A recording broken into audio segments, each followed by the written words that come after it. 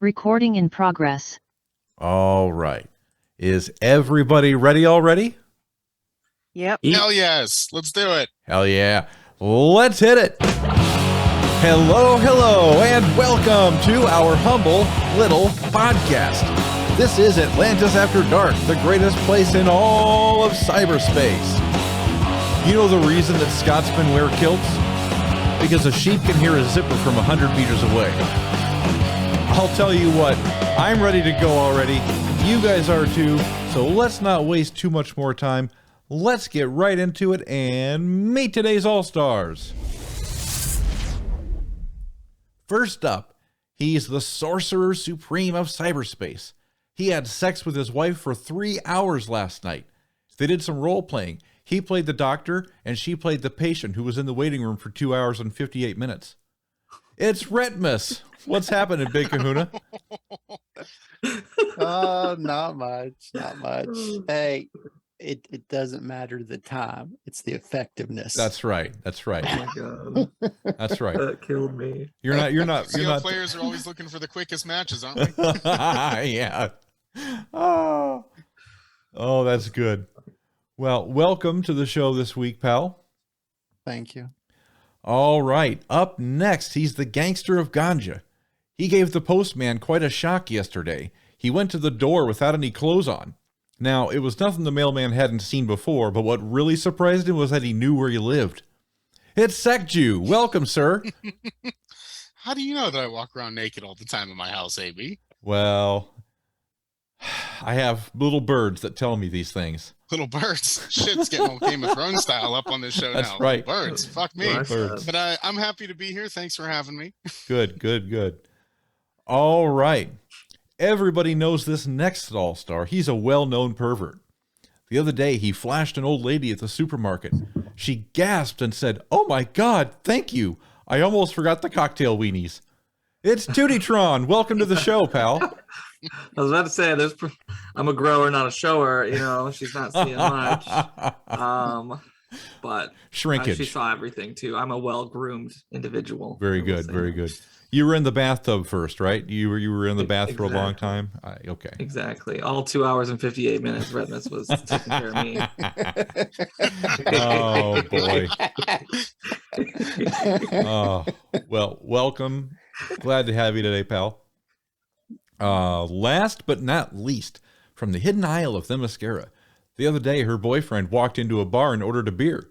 He told the bartender, "I was snooping around my girlfriend's dresser drawers and I found a whip, a mask, and some handcuffs. Do you know what that means?" The bartender says, no. The dude says, "It means that my girlfriend is a superhero." It's Witty Amazon. What's happening out there on Paradise Island? Just having a good time. I'm glad to be back. Yes. Glad to have you Last back. week. What was that? I missed last week, so You did. I'm excited to be back. Well, we're excited to have you back. Welcome, one and all. Let's get into some DCL. So the first thing I want to do is, since we have a whole new panel that mostly wasn't here last time around, we've got some people chomping at the bit to talk a little bit about Grail. So I want to reopen that discussion, and I'll start with you, Sektu, since I know you used her quite a bit. What is your updated thoughts on Grail? What do you think? Well, I still like her. She's not what I thought she was going to be whenever I first saw the kit, and I was all excited and be like, look at all those intelligence ups. How can she not be awesome? But she kind of is. You just have to use her the right way. Basically, you just have to spam her basic attack. Like that's mostly what you have to do with her. And the other attacks kind of just support that. Like they can help her dodge having to attack a toon that she might miss by using her third. If it happens to kill another toon like a green because the affinity advantage, great, it resets and she can avoid taking a counter hit from Cassandra Cain again. So she's got some cool things about her kit, but she's not like the damage monster I thought she'd be with all the intelligence ups she gets. Her basic attack can really hit pretty hard after you've ramped it with a few people, like obviously Atro lead, given the current rework situation. Basically forces her to use her basic twice, then she sheds her enrage, and then you can choose what to do from there. If you have a green that's in the kill zone with her third, you know it's not going to miss, try and take him out, or you can just use her basic again, and she's gaining all that turn meter every time she hits it. So, I think she's a very viable tune. I don't think she's going to be a long-term raid tune like we had thought might have been when we first saw the kit, but I do think she's fun to play with, at least. That's my my current thoughts. Oh, all right. Tootie. Yeah, I kind of mirror a lot of what he just said. I don't dislike her at all. I do think she actually has some pretty good viability. I do mention this in my 2D tune that will come out later on, but she is one of those characters that isn't so magnificent that you're going to see her all the time. But if you're a big fourth world character enjoyer, if you really enjoy Grail as a whole, she's a perfectly viable character. She's also very rebirthable in my opinion, just because she is a special damage tank character. She is a little bit tankier than normal. She with her massive int gain and turn meter up and speed up, her first turn takes a while to get to because I think she's at 113 speed, but she has a lot of turn meter gain in her kit and a lot of speed ups in her kit. Putting her in the right comp will set her up for success. And if you love Grail, I think you can invest into her and actually use her often enough to enjoy her. Very cool. I do think that the third ability kind of sucks as well.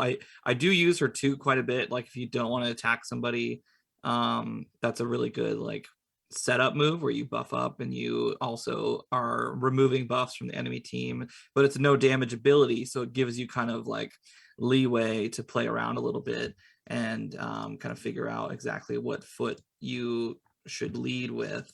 And I really do enjoy her as a character. I didn't think I would like her. I thought she was trash before I did my 2D tune, and then I did my 2D tune and she really surprised me a lot. She did really well. So that is my 2 cents on Grail. Very cool. Very cool. So it sounds like we're getting some positive reviews. Witty, do you have any insight on this? It's basically what they've said. For me, I think she's a bit of a striker. I've used her under Atro and Darkside because I think those are the two leaders that synergize better with her, because with Atro, with the Enrage, you can use her basic move, and that's basically her bread and butter. It's her basic. Her third move, as they've said, is a bit underwhelming. I think she'll be great for this raid because she'll be what, at 3x, right? Yeah. So Yeah. And paired with Atro, she'll do great damage. But overall, like 2D said, she's not going to be one of those tunes you're going to see every day because she's a mystic and she's got a lot of competition. But she's definitely solid and someone really. It's been really fun to use in the showdown under Atro. For sure. I like that, Woody. I think that they need to stop making special damage blues for a while. I think you're right. It's a lot of competition in that field, and it's hard to it's hard to justify starting them over the ones that everybody currently uses because you have 4 spots. I mean, why can't there be 5? Exactly. Open a 5th No. spot. How many times? No. That would completely change the whole entire game. Oh yeah. Synergy would go apeshit. But Retmus, have you done anything with him, or has your opinion on him changed at all since last week? I'm sorry, Grail. I'm sorry. Her. Yeah. I got my what? pronouns. Pronouns, pal. That's all right. Hey, we don't know what Grail identifies as. Oh, no assumptions. I fully ringed out her first ability and her 2 passives, and I've just been running her under Darkside and Atrocitus. It seems like that was the best option. I didn't want to fully ring out her second and third right away. I usually, whenever I get any new characters, I'll look at their passives first, since you don't really have control over those. I usually ring them out the most because they're usually the most beneficial most of the time, but not always. And she's pretty daggone good under Darkside. I've had her with Supergirl on the team under Darkseid and under Atrocitus. And when Supergirl would put death immunity on her, and she would be like the last one standing, but she had so many stacked up, she wiped the other team because she had no health, but she had death immunity on. So that's why she was surviving. If she had a little bit more energy, I think she would be a little bit more viable. Like if she was, one of the last few characters left. Overall, like everybody's been saying, there's too many better options. It's not that she's bad, but she's replaceable. Yeah. Competition for space. Yeah. So you said something at the top of that, and I want to bounce back to it. And you're not the first person to have said it, but there seems to be a lot of Atro leads or Atrocitus leads out there still. Is that the new meta? Pretty much right now. Yeah. Is there anything that can stop it? Oh yeah, there's lots that can stop it. Okay. It's just you're going to go first if you're running Atrocitus, so you can pretty much wipe the whole other team out most of the time before they even get a turn. Okay. And they can do the same thing to you. So it's like you can clear your boards like unbelievably quick. Like 5-10 minutes at the max, and you have your whole board cleared. That's what makes it great, because you don't have to spend a lot of time going through it. If Spectre's on the opposite team, you can just use Atrus 2, have everybody attack him. Supergirl's on the team, she wipes everybody, you win. Spectre doesn't even get a chance. So I mean, there's great things about him, but on defense, he's not going to be good, because if you choose the same team, you're always going to beat that team, as long as you choose the right team, of course. Yeah. But that's pretty much what it is now. It's just, I don't know. It's cool because you can do things quicker, but it's also kind of bad because it kind of got rid of any challenge kind of now. It's the new Martian Manhunter plus BF without the Aquaman leads. Something you off, so. That's pretty much it. It's the new speed meta. I think it will wear off eventually. It will with next month's tunes. Which we can only speculate on at this point. Exactly. Wouldn't have a foggy clue. But nope. I mean, Enrage is cool and all, but it's, it gets a little bit boring to not have any control of your team. It's fun to have it done in like 30 seconds in matches when you're in a hurry, but you kind of want to control the flow of a match. You disagree? Okay. I think there's a lot of control actually with the way that they did Atrocitus, because like you can choose, granted, the only one you're really controlling is Atrocitus, but that kind of makes sense because he's the leader and he's manipulating his team. But like you can go for the mega burst damage on his AoE, because the burst damage gives them all strength ups before they hit, and then he calls them all to assist. Which is why Supergirl is so prevalent right now, because with all that strength and with all the attacks that she does, she is capable of wiping everyone in that mega burst damage moment. But then if you wanted to, like Retmus said, bring out the scalpel with his 2 and then get everyone to hit one person, that is the problem child. But that also saves your team more enraged, because like if you open with the 3, then the rest of the fight, for the most part, it's going to be really hard to re-enrage your allies after they lose it that one time. If you start with the 2, they'll all, use their abilities, and then you can reapply enrage for a second round of mega damage by saving that 3. So there is a small modicum of strategy in there. It's just, it feels reduced because it's all on Atrocitus. It's all depending on what you pick for Atrocitus to do. Yeah, I wasn't suggesting you don't have control of the match. What I'm saying is, after doing that for a month of the exact same thing over and over and over again, that is boring as fuck. So while it's easy, and I know a lot of people will continue to do it, I'm hoping that's what's going to be the motivator for some different things to show up in Wraith, and hopefully next month's Siege. The forced use of the bonus tunes, hopefully, to use in Siege, maybe mixes things up a little bit, because that's going to get boring fast. Because yes, you do control Atrocitus, but you lose control of the rest of your team. There's no working it through a match. It's either you nuke everyone off the bat, or you strategically nuke one character and happen to kill everyone else with Supergirl along the way. Like, it's not I don't know. It's fun. It's quick, but I can see it getting boring really fast. That's all. I that's have fair. been noticing a lot of bugs under Atrocitus. Like the characters won't run out and hit the other opponents; they'll just stand there and attack. I've seen that quite a few times. I've actually seen like my Supergirl when after she would do, I would do his number 2, and she would do her double attack. When I would do the burst after that, her first beam would do damage, but the second beam would do no damage. It wouldn't even show a 0 or anything. It just did no damage at all.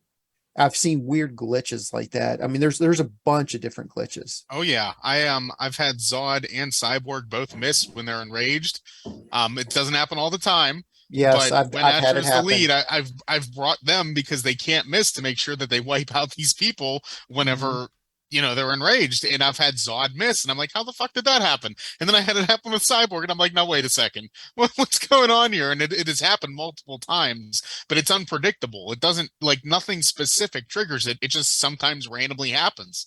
It's really weird. That is really weird. So Like that. I take it then that Siege, and we don't have to spend a whole lot of time on this, but Siege has been relatively easy as a result of that.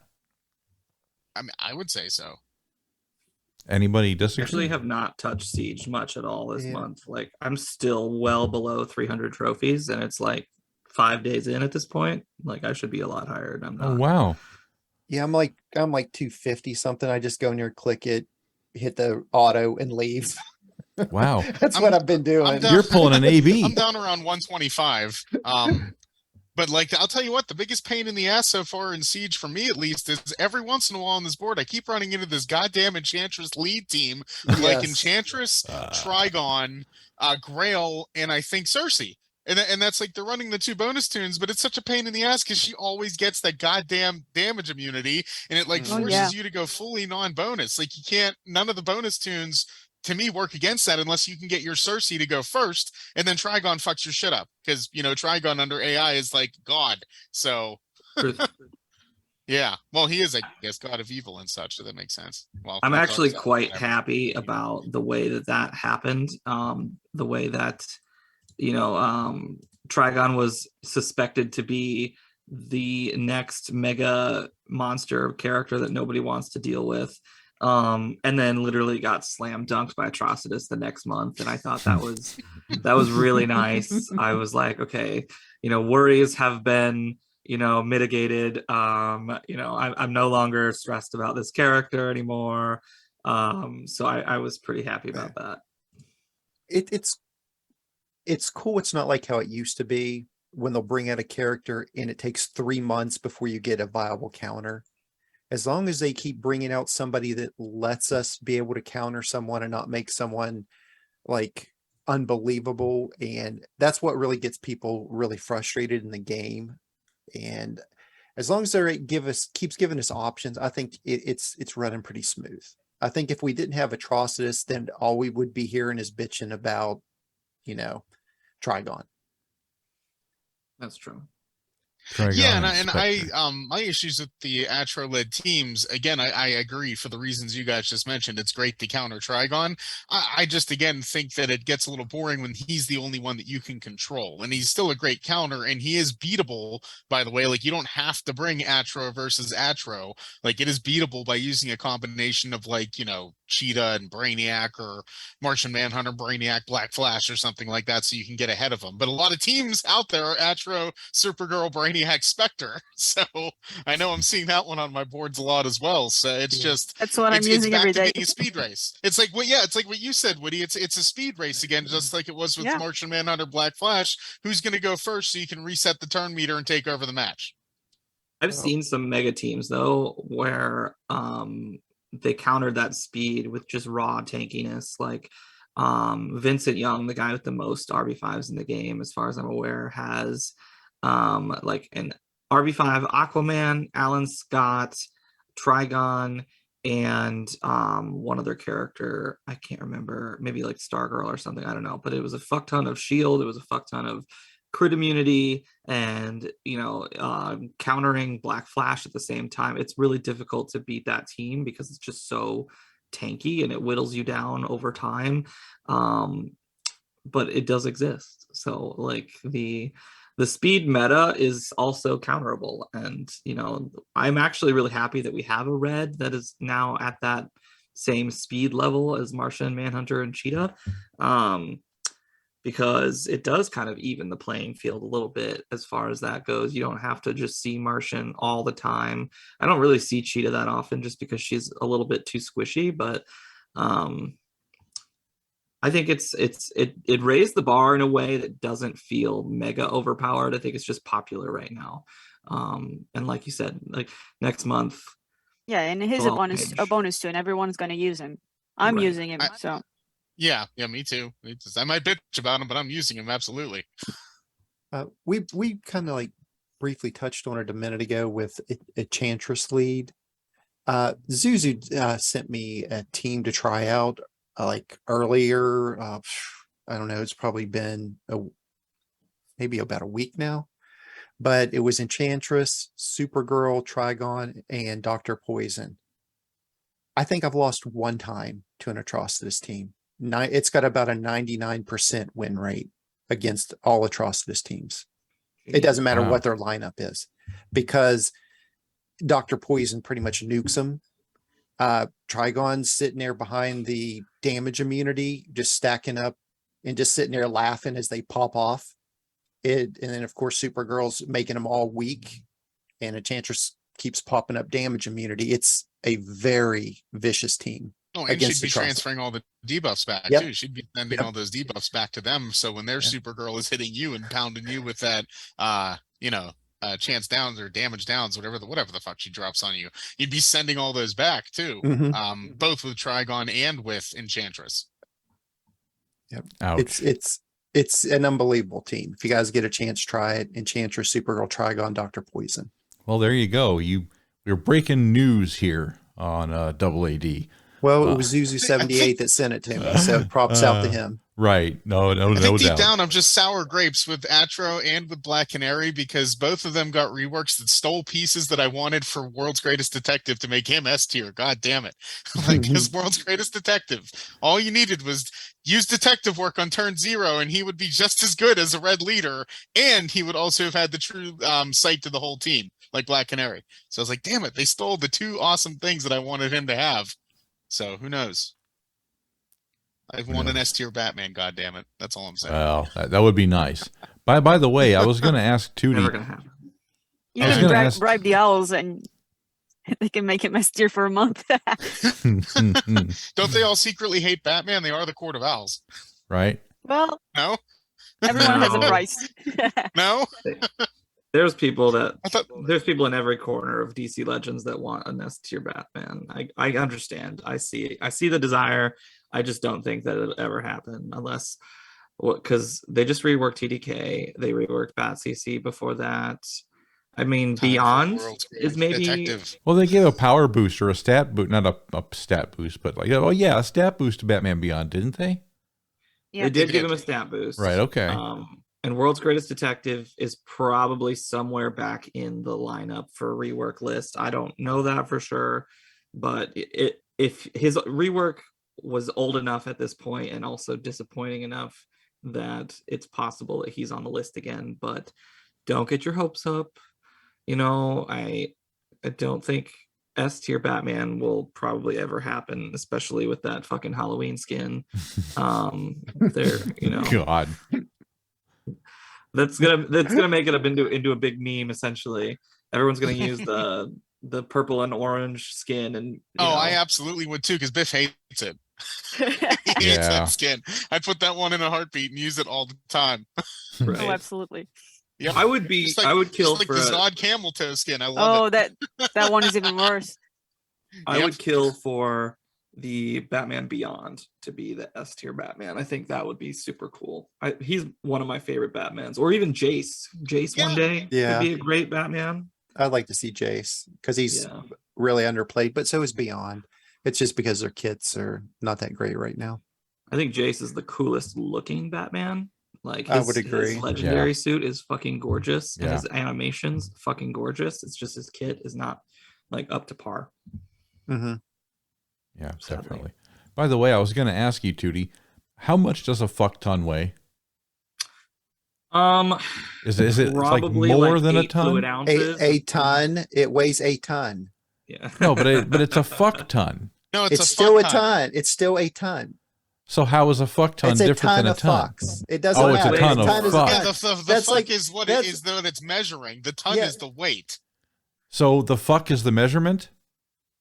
The thing or the thing Correct. being measured. Like, these are the fucks. This is the weight of said Oh. fucks is a ton. Okay. Fuck Okay. ton. Kind of like how many pounds make a ton, how many fucks make a ton. If I So- make it to my deathbed, Like, you could and call it I like have- you could make it even more confusing and call it a metric fuck ton. What's that? do What to the it? fuck? if I make it to my deathbed and I have fucked a ton, then I will be very happy. Who wouldn't? That's Okay, Life like, goals. Okay, do you want the answer? sure. Oh, yeah. 2,205 fuck pounds make a fuck ton. I'll be right back. Wow. That's equivalent Tootie's- to a metric Tootie's fuck going to ton. make sure that he can add There those we go. extra 25 pounds to the fuck ton. There's the answer.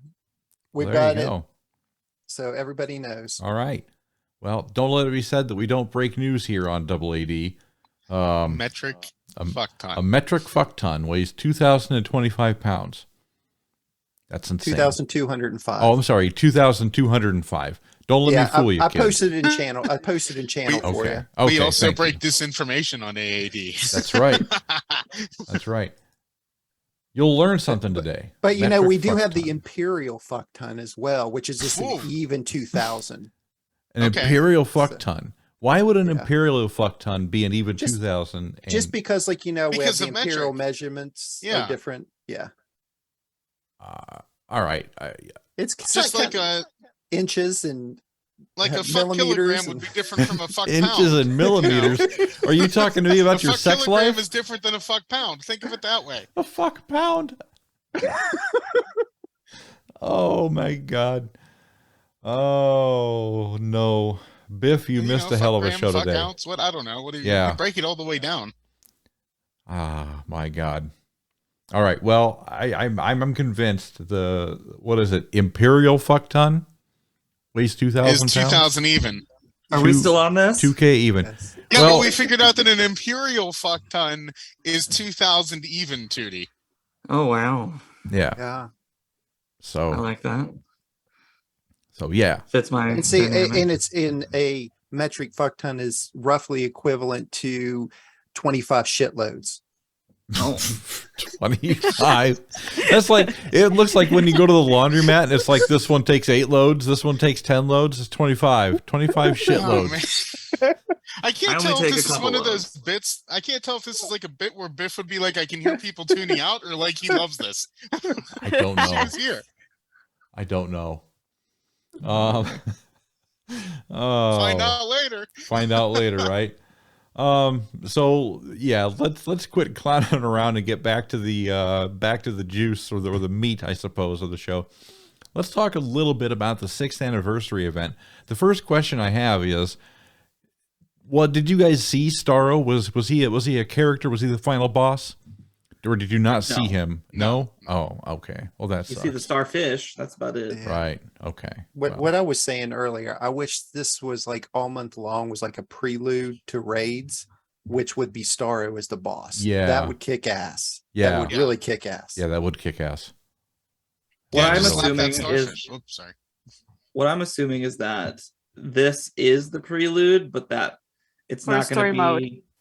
Well, apparently, that's maybe a lot harder than potentially possible. I don't know, but what I'm assuming is that next year will be the Starro boss, just like how Trigon was a boss, and then a year and a half later he was a character. Like they did the same thing with Darkseid. They showed up Darkseid, and then he became a character a year and a half or so later. So what I'm assuming is going to happen is next anniversary will be the raid boss for Starro, and an anniversary and a half later will be a playable character.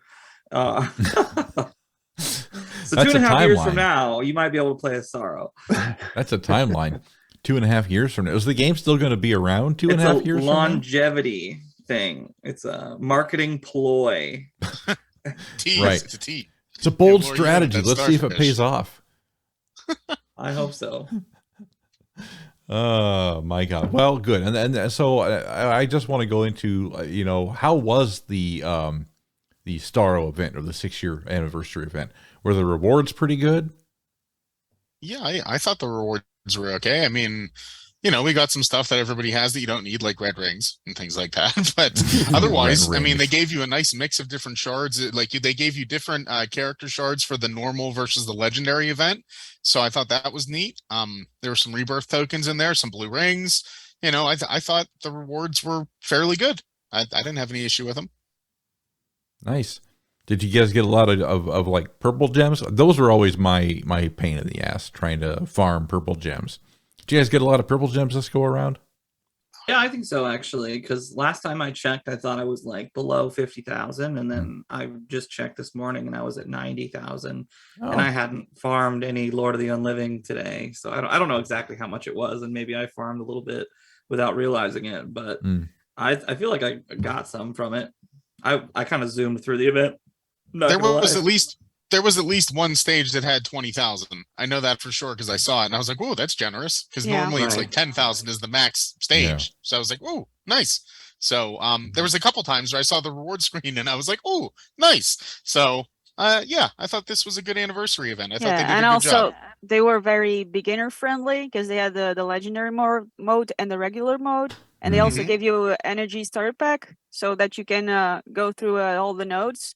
And I think that was pretty good because last year everyone was bitching about the difficulty of the event. So Right. Yeah. this time they made it so everyone could play. Nice. That's what I was going to ask next. It was 45,000 legendary essence if you finished all of the legendary event. Nice. That's That's not pretty bad. good. You got 20,000 for the stage 12, 11 for 11, 9 for 10. Oh, I missed 6. Okay. So actually, no, it was more than that. It was 50. It looks like 51 total because it started on node 7, which was 2,000. Then it went to 3,000, then 6,000, 9,000, 11, and then finally 20. That's I think impressive. Pretty good. Biff would be very happy with the fact that I used all of that legendary essence to take Batgirl to L5. Nice. She's Cool. been very low on my totem pole for a very long time, and I still don't plan on using her very much, but now she's Right. L5. I brought her up when she was a bonus tune for Siege, and she was very helpful for that Siege, but I haven't used her much since, unfortunately. Yeah. And again, Biff isn't here to throw his 2 cents in. But Oh, he loves her. We know he loves her. Oh, yeah. She's and his RV5 one is awesome. right. So, Yeah. Oh, yeah. Oh, yeah. It's impressive. That's for sure. That is for sure. Well, what I want to do with you guys now is get into a little bit that I did last week, and I thought it was pretty successful. So I'd like to try and do it again, and I call it I Read It on Reddit, which will go through some of the questions that people have posed on Reddit over the last week, and Boy. we'll discuss them. Here we go. Yeah, no. It's a fun time. Ask Retmus. Retmus, did you have fun doing it last time? Yeah, it's pretty good. Yeah. Okay, good. So, yeah. All right. The first question is, and I'm going to butcher some of these names, Nikita Gerber, I'm assuming that's right. Nikita Gerber asks, if a character gets invisibility and taunt at the same time, which one activates? For example, Donna Troy is on a team led by Nightwing. She's still Taunt. taunting. She's still Yeah. visible. Taunt overrides Yep. everything. Taunt overrides everything? Okay. Yep. Wow. So that's unfortunate. So that means that you should never bring a taunter with regards to invisibility leads or like Nightwing specifically. right. Well, Nightwing is a pseudo taunter without a taunt. Like he's throwing invisibility on everyone else. Sure. And he's stacking up evasions and awarenesses to protect himself. Sure. So he's a pseudo taunter. But I've seen a lot of people pair Barda or Harley Quinn with him, which I think is just dumb. Overkill, yeah. No, but Barda works well with him. Does Does she? she? Hardly no, because her evasions don't work. At least for me, they never work. So, but Barda keeps getting those boosts, so it's okay if she gets hit, but the other two will not get hit for the rest of the match, and that's what matters. That's fair. She'll essentially keep your team alive. Right. But other taunters are a no-go, at least for me. That's fair. All right. What's your next question? The next question. So this one, and I'm going to, again, Apart Cold 2846. I think that's what it is. Apart Cold 2486 asks, does Booster Gold work as a replacement for Azrael? I've seen a lot of people comparing the two. Yes and no. Yes and no. Well, that's a complicated answer. It's a very different play style. Like Azrael is like he's a monster that just kills everybody mercilessly without remorse. And then Yes. Booster Gold is like he's gonna pick off the one character that you don't want to fuck with his big, under shield laser kind of thing. And Booster shots. Right. And after that, Booster's still a good character long term because of his damage and purge on his one, but at the same time, he doesn't have the like out of turn capability as Azrael. He doesn't have the sustain that Azrael has. He can be crowd controlled like Azrael cannot be. Like there's a lot that Azrael does more than Booster does. Oh. All right. Yeah, I can't disagree with any of that. Yep. I agree. Pretty much wiped the floor with that. All right. This is like Sorry. No, you're good, man. Look, this is all Well, insight there's really that the like no community one. I asks. can't. I'm trying to think if there's anyone like Azrael that you'd be like, oh yeah, just swap them in, and they're like Azrael, and it's like not really. Yeah, I mean, you have some tunes that do some of what he does, but not all of what he does. Yeah, no, Yeah, yeah. I think the only two things they have in common, it's the same affinity and the damage output. That's pretty much it. Yeah. They're not similar in any other way. Right. There's no retaliation on Booster Gold, so. Nope. Yep. All right. Well, that was a quick one as well. Maybe these aren't so good. Who knows? Depends on the question. Better questions, Reddit. All right. Right. Yeah. I'll come up with better questions next time. How about that? All right. Next up, Tundra Wind asks, I know Grail was a fairly new character to DC Comics, but there is a question over her category in the game. Grail is a mystic alien female villain, whereas Raven is a mystic earthling female hero. But both of their fathers are alien and both of their mothers are human. So why is there a divergence? Why is there a difference? But wasn't Grail's mother an Amazon? Yes, but that's still an Earthling. Yes. It's still an earthling, yeah. Is it? But isn't it from a god? But I don't. They were Trigon. created by They were created by not gods. They So were just immortal, but they were just immortal beings. They weren't gods. they were they created weren't and immortal. put here. So what? Like the makes god them? component is dark side in her Right. genealogy. I don't know. I So the actually question think, is, what makes them different? I actually think that it should Wait, be what switched. was Raven? What was Raven classified as again? An So- Earthling. But then- An She's not an earthling. alien. Yeah, she's not an alien. Oh, But it's strange because Raven was born in a different dimension, and Grail was born on Earth. So, of all the people who should be That's a good point. Earthling, it yeah, should Azarath. be She was Grail. born in Azarath, right? Golly, that's one to take Yeah. back to the higher ups, to the powers that be. So If she was born on Earth, she's an Earthling. that's Even right. if a race came from makes somewhere sense. else. Yeah. The Redditor raises a great point. They should be switched. Yeah, most definitely. Well, was the point that they should be switched, or was the Redditor's point that they should be the same classification? I don't know what their point was. Yeah, but I think But the the yeah. conclusion I result- came to the end was result. that they should be switched. Fair. Yeah. Why the divergence? I mean, it's, it is what it is, because I guess the answer is DC Legends didn't think about it. Probably. Probably. I'm still trying to figure out how Impulse is an alien. So yeah. Yeah, exactly. You know, Yeah. you'll come across these from time to time. You'll come across these anomalies. They're just present in the game. It's just Right. It's just DCL. What what do you want? And how's Freddy? Freddy Shazam. Is he an alien too? Is Yep. he an alien? Is he Yep. really? No shit. Yeah. What the hell? I like that actually, because that makes me, I can bring him to alien PvP now. He's listed as an alien. I'm the only RB5er in the game. Yeah. It'll probably stay that way. Oh, definitely. But you know, Uh, then you can also say, what about Donna Troy? She's an alien too, listed. Somebody said it was that galaxy skin that made her that way. She was that way before she got the galaxy skin. Oh, I like that. Before she got the galaxy skin, she was still labeled that way.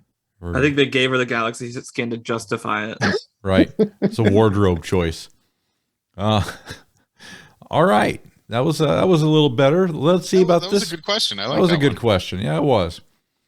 Let's see about this next one. Asked by OK Faithlessness.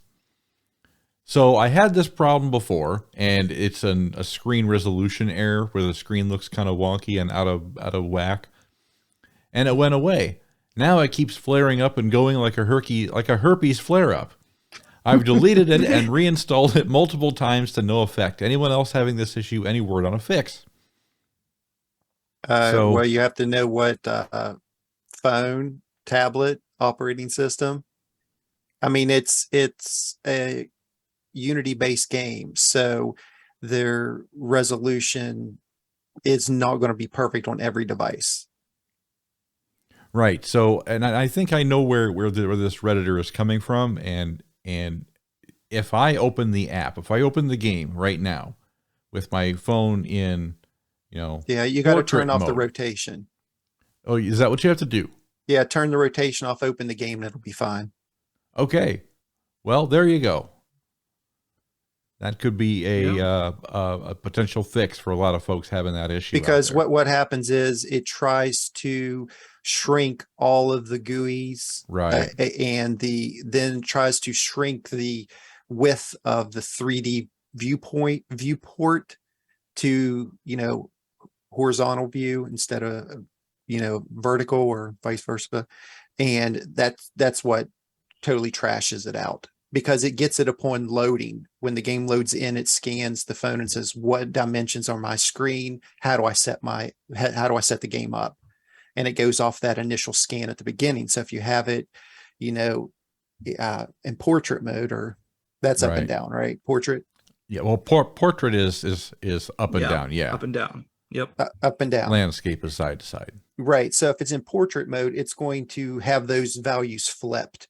So when you turn it the other way, it's going to wreak havoc on the game itself. So just turn that off whenever you go to play it, and you'll be fine.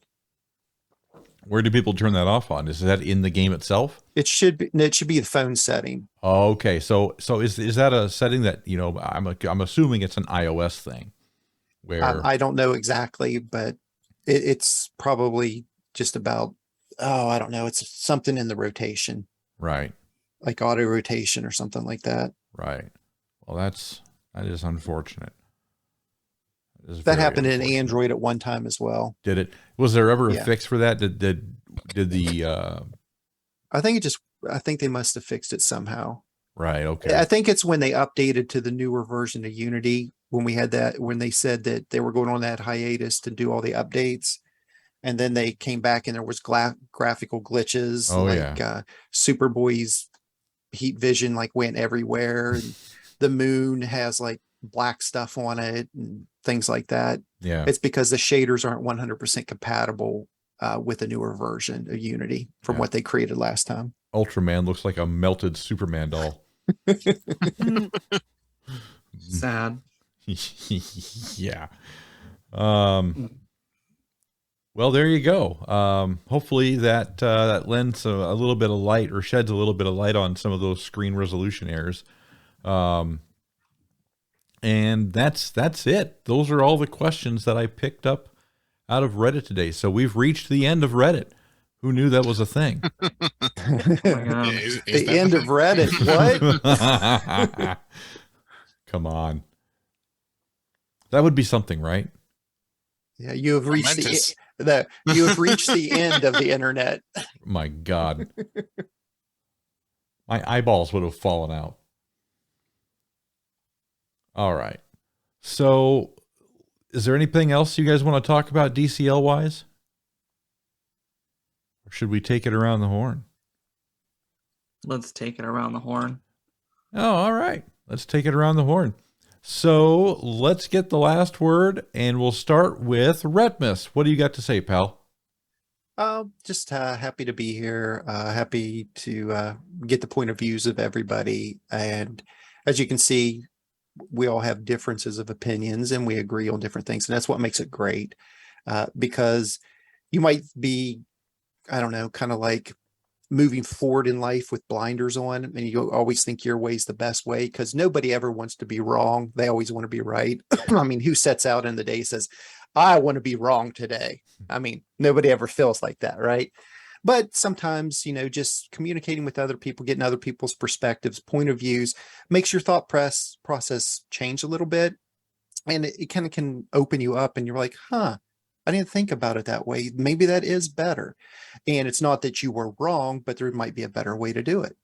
And, that's what makes it great. Communication, that's what we need more of, instead of just, always negative, or it should have been this way, it should have been that way. Just be more open-minded, get at other people's opinions, and because they can be valuable. Yours could be valuable to them as well. So, excuse me. So that's pretty much it. That's it. I'm good. Okay. Well, you sneezed in the middle of that, so you want to go back and do the whole thing again so I can edit that out? I can't repeat that. That pours out of his soul, AB. Come on. Oh, I'm just funning you. Thank you very much. We appreciate that, Retmus. Let's go to Secju. You're up next because Biff isn't here, so you get to be next after that. I don't know about you, Bratmus, but I go out of my way to try and be wrong sometimes because I'm just so sick about being right so often. No, I'm just That's kidding. a burden. It's just a burden you have to bear. It's a burden, right? Yeah, No, I'm I clearly know. wrong a lot. I'm clearly wrong a lot and don't mind it. Like, I was super excited about Grail. I like her, but definitely not working out to be a super excited kind of tune. So just sometimes it doesn't hurt to fess up when you made a mistake too, or you are in the wrong, and just be whoops, my bad, versus trying to trench in and prove that you're right. So but otherwise happy to be here. Glad to always join my friends on the Sunday for a chat, and I thought it was a pretty fun one. I had a fuck ton of fun today, maybe even a metric fuck ton of fun this afternoon. Yeah. But at the very least, fuck pound of fun. So, thanks guys for allowing me to join today. It's always a pleasure. No sweat. We enjoy having you, Secju. All right. 2D-tron, you're up next, pal. I just want to say about, DC Legends as a whole, like, happy anniversary. What I've been a part of this game for a fuck ton of time, and I don't feel like going anywhere. I hope nobody else feels like going anywhere. I hope we grow from here. I hope, there's some positive light at the end of the tunnel. We got a lot of interesting, cool things. We got a brand new loading screen that was absolutely stunning. We got a cool little Starro event with some hope that maybe Starro and, some other like starfish themed skins might be coming, or other things like that. So I'm very curious to see what directions they take in the future. At the beginning of the year, most of the time they like to, like, in those first 4 months between January and April, they like to talk about something new that they brought to the game or something. And I'm hoping that this coming year we see something interesting. So that is what I will talk about today, I'll be done now. Thank you. Smooth. Thanks for that. We appreciate it. Yeah. I do think that I have said the word fuck more in this episode than I have my entire life. It feels good to What say. kind of fucks? Fucking right. We give a lot of fucks. Okay. A whole Witty. fuck ton. Fuck ton. A metric fuck ton. Yep. Or imperial. I thought we said Or an about imperial. We're an imperial fuck ton. We just Okay. need to tack one mega in front of it. Mega.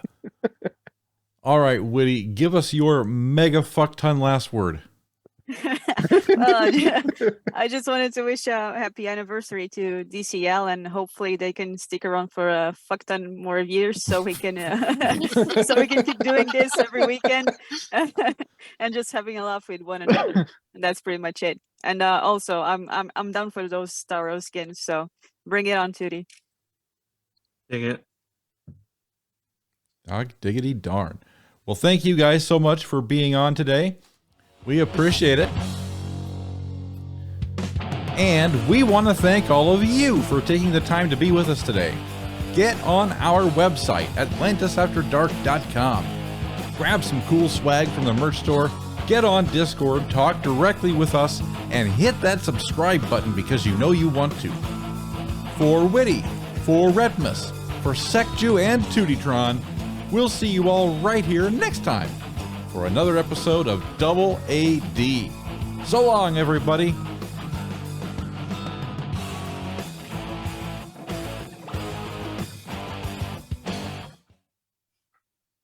And that's it.